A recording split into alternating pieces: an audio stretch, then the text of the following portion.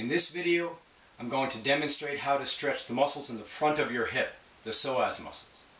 It's very important that these muscles are long enough to allow for proper hip motion so that when you're walking, running, and doing other activities, that your hip can come all the way back, allowing for the big gluteal muscles to do their work, that this big, very stable joint does the majority of the work that it's supposed to.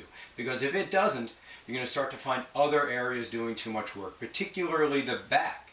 That extra motion into your back, which is really inherently unstable, kind of wobbly, is going to cause repetitious pressure, overuse, and cause injury or perpetuate the injury you've already got. So it's very important that when these are tight, you lengthen them so your body can start to work more efficiently.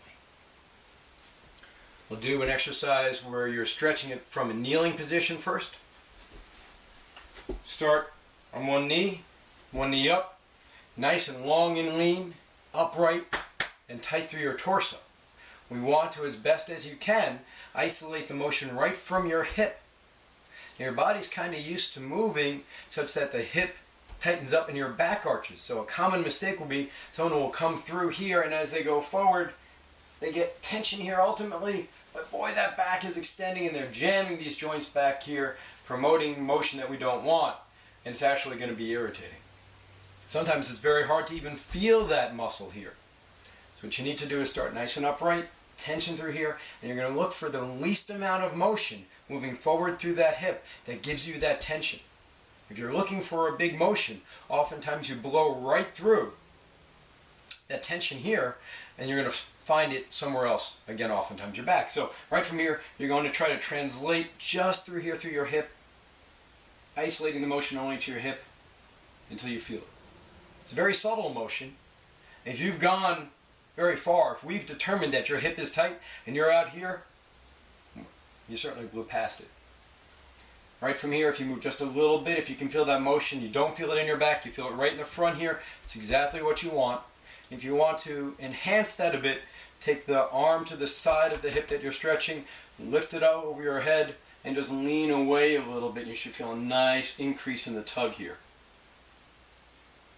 You're not trying to elastically wrench it. Your body won't like that. It's going to resist. You want to feel a nice suitable tension. And you can hold on to that for 15, 25 seconds till it loosens up a bit. If it does loosen, you can always go a little further. Classically, we want to stretch both sides. You may find one side is harder to move than the other. Nice little trick, if you find that you can do it on one side and not the other, work on the side that you can feel it on first, and then try it on the other side and duplicate it. It becomes a little bit easier. If you can't get the motion when you're on your knee, it just goes right into your back, you can't feel it, you may find it helpful to use a chair or a bench. Putting one knee up,